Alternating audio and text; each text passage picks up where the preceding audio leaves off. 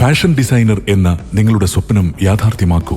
ഭാവി സുരക്ഷിതമാക്കൂ. കൂടുതൽ വിവരങ്ങൾക്ക് ഓഫീസുമായി ബന്ധപ്പെടുക. Oyak tower, Nilambur road, Wandoor. Branch Kalikavu. Oyak, transforming dream into reality.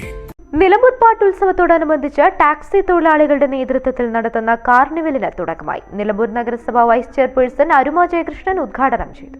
കൂടുതൽ സൗകര്യങ്ങളോടെയും കൂടുതൽ ഇനങ്ങൾ ഉൾപ്പെടുത്തിയും കുടുംബത്തോടൊപ്പം എത്തി പരിപാടികൾ കാണാനുള്ള സൗകര്യമാണ് കോടതിപ്പടിയിലെ കാർണിവലിൽ ഇക്കുറി ഒരുക്കിയിട്ടുള്ളത്.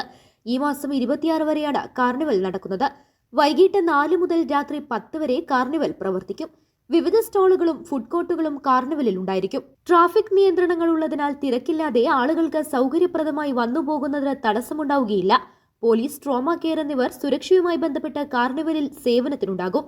കഴിഞ്ഞ 25 വർഷത്തോളമായി നിലമ്പൂർ പാട്ടുമായി ബന്ധപ്പെട്ട് കാർണിവൽ അവതരിപ്പിച്ചു വരികയാണ് ടാക്സി തൊഴിലാളികൾ ഉൾപ്പെടുന്ന കമ്മിറ്റി.